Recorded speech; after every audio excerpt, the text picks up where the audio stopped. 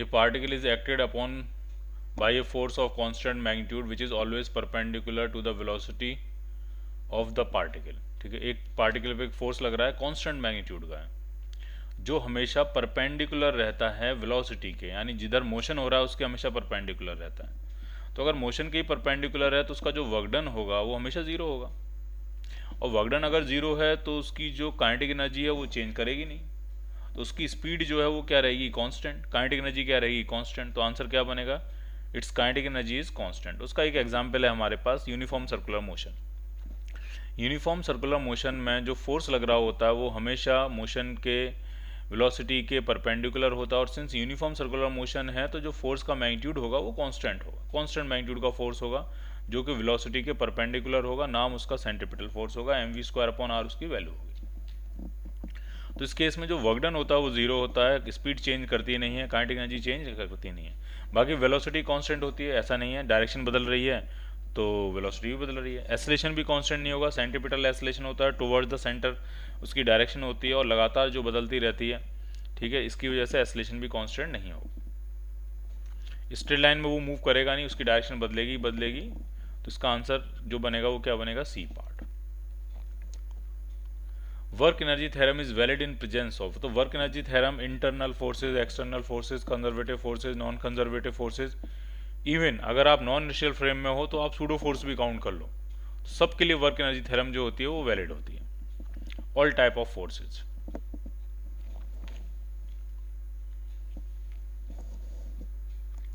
If net work done by external forces on a particle is zero, अगर external forces का work done zero है, ठीक है, then which of the following statement about the particle must be true, कौन सा statement true होगा ये पूछ रहे हैं आपसे। ठीक है, net work done by external forces on a particle, एक पार्टिकल है, अब एक ही पार्टिकल है तो डेफिनेटली उसके लिए सारे फोर्स एक्सटर्नल फोर्स होंगे, सिस्टम तो है नहीं जो इंटरनल फोर्सेज की बात करेंगे, सारे सारे एक्सटर्नल फोर्स होंगे। और अगर वर्क डन नहीं, वर्क डन जो है वो जीरो हो रहा है तो इसका मतलब उसकी काइनेटिक एनर्जी में चेंज नहीं होगा, काइनेटिक एनर्जी में चेंज नहीं होगा तो उसकी स्पीड चेंज नहीं होगी, वेलोसिटी तो चेंज हो सकती है। तो इसका बेहतर आंसर क्या बनेगा, its speed is unchanged, D part.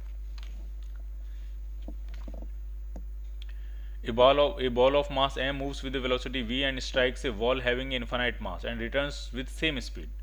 ठीक है, जितनी स्पीड से हिट किया उसी स्पीड से वापस आ जा रही है, तो काइनेटिक एनर्जी में चेंज हुआ ही नहीं, स्पीड में चेंज हुआ नहीं, काइनेटिक एनर्जी में चेंज हुआ नहीं, तो वर्क डन क्या होगा, जीरो। वर्क डन में वर्क डन आपका होगा जीरो, ए पार्ट। हाँ, मोमेंटम में चेंज हुआ होगा, मोमेंटम 2mv चेंज हुआ होगा, इसलिए फोर्स तो लगा होगा बट जो वर्क डन है वो जीरो होगा। Is the work required to be done by an external force on an object on frictionless horizontal surface to accelerate it from speed v to speed 2v। ठीक है, v से 2v speed बढ़ाने में जो work done होगा वो zero से v तक बढ़ाने के वर्क डन का कितने गुना होगा, बराबर होगा, डबल होगा, 4 गुना होगा, क्या होगा। तो जरा देखते हैं, v से 2v स्पीड बढ़ानी है तो पहले ये ले देखते हैं वर्क डन होगा कितना। तो वर्क डन होता है चेंज इन काइनेटिक एनर्जी, तो ये हो जाएगा हाफ m 2v का स्क्वायर, मतलब ये हुआ 4v² माइनस हाफ mv², तो ये आपका आया 3 टाइम्स हाफ mv², इतना वर्क डन करना पड़ेगा। ठीक, अब अगर 0 से v तक स्पीड बढ़ानी होगी तो वर्क डन कितना करना पड़ेगा, w डैश में कहता हूँ, तो वो तो सिंपल ही है half mv² minus initial kinetic energy क्या होगी, 0, तो जो वर्क करना पड़ेगा वो होगा हाफ mv²। तो यहाँ से साफ पता लग रहा है कि v से 2v तक स्पीड बढ़ाने में जो वर्क करना पड़ रहा है वो 3 गुना है किसका, जो वर्क हमें 0 से v तक करना पड़ रहा है, इस 3 times. So the answer will be C part.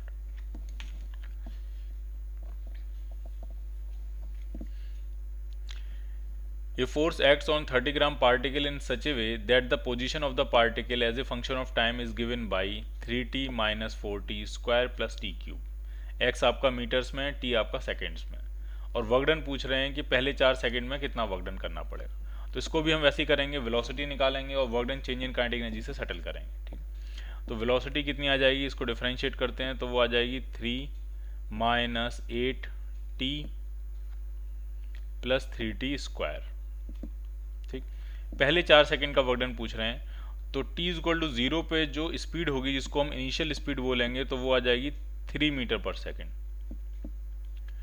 और t is equal to 4 second पे जो स्पीड आएगी जिसको हम फाइनल स्पीड बोलेंगे, तो वो सॉल्व कर लेते हैं। तो वो आ जाएगी 3 माइनस 8 इंटू 4 प्लस 3, 4 का स्क्वायर 16, तो 3 minus 32 plus 48,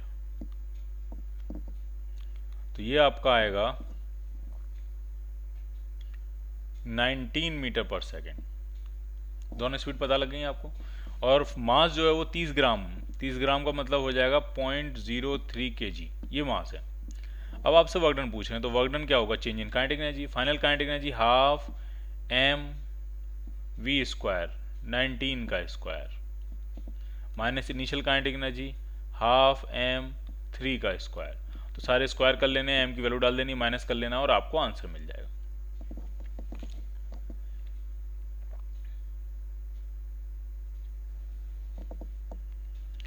A certain spring that obeys Hooke's law is stretched by an external agent. Obeys Hooke's law मतलब F इज इक्वल टू के एक्स। जितना ज़्यादा इलोंगेशन उतना ज़्यादा फोर्स लगाना पड़ेगा आपको। तो ये है आपका Hooke's law, ठीक है। And a certain spring that obeys Hooke's law is stretched by an external agent.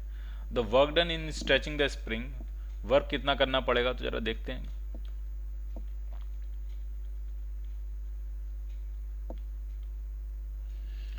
Spring by 10 centimetre is 4 joule. कह रहे हैं कि 10 सेंटीमीटर अगर हमने उसको खींचा, ठीक है, रिलैक्स थी, यानी 0 से 10 सेंटीमीटर अगर खींचा तो 4 जूल वर्क करना पड़ा। अब पूछ रहे हैं how much additional work is required to stretch the spring an additional 10 centimetre, और अगले 10 सेंटीमीटर और खींचे, यानी 10 सेंटीमीटर से उसका इलोंगेशन 20 सेंटीमीटर अगर हम करेंगे तो कितना वर्क करना पड़ेगा, ये आपसे पूछ रहे हैं। तो जो वर्क डन होगा वो स्प्रिंग की पोटेंशियल एनर्जी के फॉर्मेट में स्टोर होगा। तो वर्क डन का फॉर्मूला होगा, अगर हम रिलैक्स स्प्रिंग को खींचते हैं तो हाफ के एक्स स्क्वायर। तो पहले केस का जो वर्क डन होगा जो 4 जूल है वो होगा आपका, इसको जनरलाइज कर लेते हैं, ठीक है, इसको एक जनरल स्टेटमेंट की फॉर्मेट में कर लेते हैं ताकि वो आपको ध्यान भी रहेगा। तो 0 से x खींचने में जो वर्क डन है अगर W है तो x से 2x तक खींचने में वर्क डन कितना होगा W डैश, ये आपको फाइंड करना। तो 0 से x खींचने में जो वर्क डन होगा W, तो वो हो जाएगा हाफ के x square. Increase in potential energy, initial में कोई पोटेंशियल एनर्जी नहीं थी, फाइनल पोटेंशियल एनर्जी हाफ के एक्स स्क्वायर है, तो फाइनल माइनस इनिशियल, तो ये वर्क डन हो गया, ठीक। अब दूसरे केस में जो वर्क डन होगा W डैश वो भी इंक्रीज इन पोटेंशियल एनर्जी होगा, लेकिन अब इसमें इनिशियल पोटेंशियल एनर्जी भी है और फाइनल पोटेंशियल एनर्जी भी है। तो जो फाइनल पोटेंशियल एनर्जी होगी वो होगी हाफ के इंटू 2x का स्क्वायर, और माइनस इनिशियल काइनेटिक एनर्जी होगी हाफ के एक्स स्क्वायर। तो ये जो वर्क डन आ रहा है W डैश, ये आपका आ रहा है 3 टाइम्स हाफ के एक्स स्क्वायर। इसका मतलब पहला अगर x खींचने में W वर्क करना पड़ रहा है तो x से 2x, अगला x खींचने में 3W वर्क करना पड़ेगा, 3 गुना वर्क करना पड़ेगा। और इसी तरह से आगे हम बढ़ाएं तो अगला 2x से 3x, अगला x खींचने में 5W वर्क करना पड़ेगा, और अगला x खींचने में 3x से 4x, अगला x खींचने में आपको 7W वर्क करना पड़ेगा, ठीक है, ठीक है। तो पहले हमारे केस में, पहले बार में अगर वर्क डन 4 जूल है तो अगली बार में वर्क डन कितना हो जाएगा आपका 12 जूल, डी पार्ट।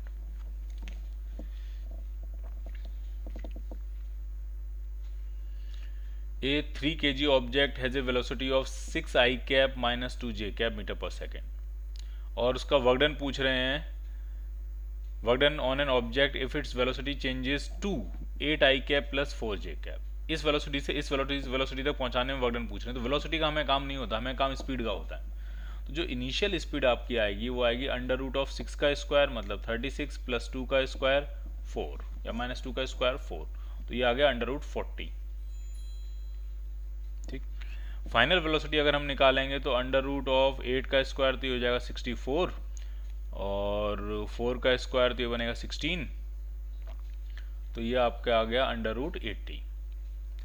जो वर्क डन होगा, change in kinetic energy half m मतलब 3 kg, फाइनल वेलोसिटी का square 80 minus half m initial velocity का स्क्वायर मतलब 40, तो ये आपका आ जाएगा 80 माइनस 40 40, और 3 से मल्टीप्लाई करेंगे 60 जूल, तो इसका आंसर आपका बनेगा 60 जूल, ठीक है।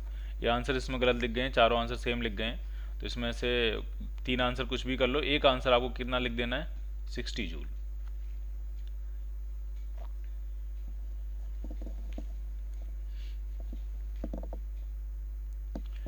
two identical 5 kg blocks are moving with same speed of 2 meter per second towards each other along a frictionless horizontal surface. The two blocks collide, stick together and come to rest. ठीक है, दो identical 5 kg के block हैं, same speed से move कर रहे हैं एक दूसरे की तरफ और कोलाइड कर रहे हैं, एक दूसरे को स्टिक कर रहे हैं और रुक जा रहे हैं. Consider the two blocks as a system. पूरा सिस्टम हमको मान के चलना है. The work done by external and internal forces are. External और इंटरनल फोर्सेज का वर्क डन पूछ रहे हैं. ठीक है, तो एक्सटर्नल तो फोर्स कोई है ही नहीं, वो तो पहले से मूव कर रहे थे और फ्रिक्शनलेस सरफेस है तो आके हिट कर जा रहे हैं. तो जो भी वर्क डन होगा वो इंटरनल फोर्सेस का वर्क डन होगा और इंटरनल फोर्सेस का वर्क डन इतना हुआ है कि उसने पूरी काइनेटिक एनर्जी खत्म कर दी है. तो एक्सटर्नल फोर्सेस का वर्क डन तो हो गया जीरो और work done by internal forces का जो वर्क डन होगा वही रिस्पॉन्सिबल होगा उसकी काइनेटिक एनर्जी खत्म करने में. जब दोनों एक दूसरे को टकराएंगे तो एक दूसरे को फोर्स लगाएंगे और उसी की वजह से उसमें काइनेटिक एनर्जी का लॉस हो रहा है. परफेक्टली इन इलास्टिक कोलिजन, तो वो आपका हो जाएगा लॉस इन काइनेटिक एनर्जी. तो कितना हुआ, नेगेटिव वर्क डन होगा ऑब्वियसली, काइनेटिक एनर्जी में लॉस हो रहा है, नेगेटिव वर्क डन हुआ. या फाइनल माइनस इनिशियल लिखना चाहो तो फाइनल माइनस इनिशियल भी कर सकते हो. फाइनल काइनेटिक एनर्जी है जीरो, माइनस इनिशियल कितनी होगी तो होगी half m into V square. और ऐसा एक ब्लॉक नहीं है, ऐसे कितने ब्लॉक हैं, दो. तो ये आपका आ गया -20 जूल. ये वर्क डन इंटरनल फोर्सेस का. और एक्सटर्नल फोर्सेस लग ही नहीं रहे हैं तो उनका वर्क डन क्या होगा, zero. Zero and -20 joule, C part.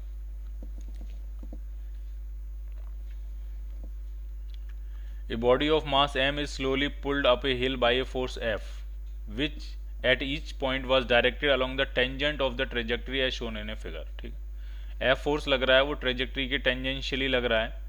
ठीक है, और सारी सर्फेसेस स्मूथ हैं, फ्रिक्शन वगैरह कुछ होगा नहीं. तो वर्क डन पूछ रहे हैं कि वर्क डन कितना करेगा ये फोर्स F. तो ऑब्वियस सी बात है, फ्रिक्शन वगैरह कहीं कुछ है नहीं, तो जो भी वर्क डन होगा वो इंक्रीज इन पोटेंशियल एनर्जी के बराबर होगा. और increase in potential energy mgh है, तो वर्क डन जो होगा वो mgh के बराबर हो जाएगा. पॉजिटिव वर्क डन होगा, जिधर फोर्स है उधर ही डिस्प्लेसमेंट है, तो प्लस mgh. ठीक, L का यहाँ पे कोई काम नहीं है.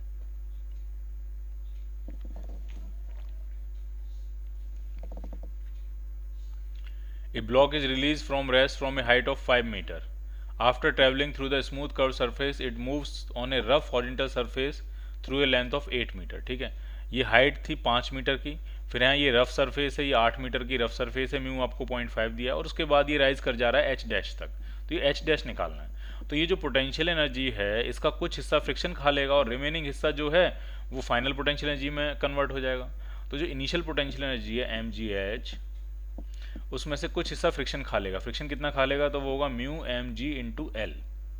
फोर्स है म्यू एम जी का और लेंथ है एल और माइनस लगाया है क्योंकि वो कंज्यूम कर ले रहा है.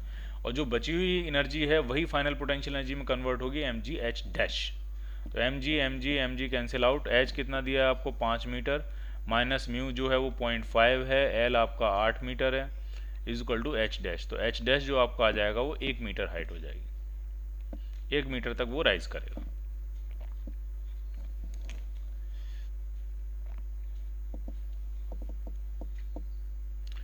A bullet when fired at a target with a velocity of 100 meter per second penetrates 1 meter into it. Velocity जब 100 meter per second थी तो 1 मीटर तक penetrate कर जा रहा है. ठीक, अब पूछ रहे हैं if the bullet is fired with same velocity at a similar target with a thickness of 0.5 metre. अब thickness ही 0.5 मीटर है तो वो कितनी वेलोसिटी से वो इमर्ज करेगा ये आपसे पूछ रहे हैं. ठीक, तो पहली इक्वेशन हम बनाते हैं. मान लिया रिटार्डेशन जो था वो a था. ठीक है, रिटार्डेशन जो था वो a था. तो पहली इक्वेशन बनाएंगे v square is equal to u square plus 2s की इक्वेशन बनाते हैं. ठीक, आराम समझना है. पहले केस में फाइनल रुक गया, वो 1 मीटर पेनिट्रेट करके रुक गया तो फाइनल वेलोसिटी होगी 0. इनिशियल वेलोसिटी होगी आपका 100 का स्क्वायर माइनस 2as. s कितना है 1 मीटर. तो यहाँ से हम a की वैल्यू फाइंड कर लेंगे. a जो आपका आ जाएगा वो आपका आ जाएगा 100 का स्क्वायर अपॉन 2. ये रिटार्डेशन होगा.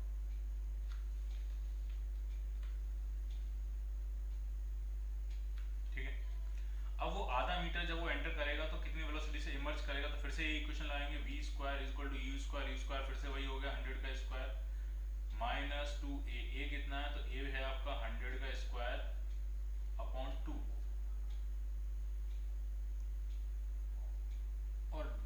डिस्टेंस जो है वो आधा मीटर है। हाँ, ये 2 से 2 कैंसिल आउट हो जाएगा, तो ये 100 का स्क्वायर माइनस 100 का स्क्वायर अपॉन 2, तो ये बचेगा आपका 100 का स्क्वायर अपॉन 2। तो आपकी जो वेलोसिटी आ जाएगी इमर्जिंग वेलोसिटी, तो वो आपकी आएगी 100 अपॉन रूट 2। 100 अपॉन रूट 2 का मतलब हुआ 50 root 2। A part, the displacement of a body of mass 2 kg varies with time as t square plus 2t। ये डिस्प्लेसमेंट दिया है और सारे फोर्सेस का वर्क डन पूछ रहे हैं 2 सेकंड से 4 सेकंड के इंटरवल में।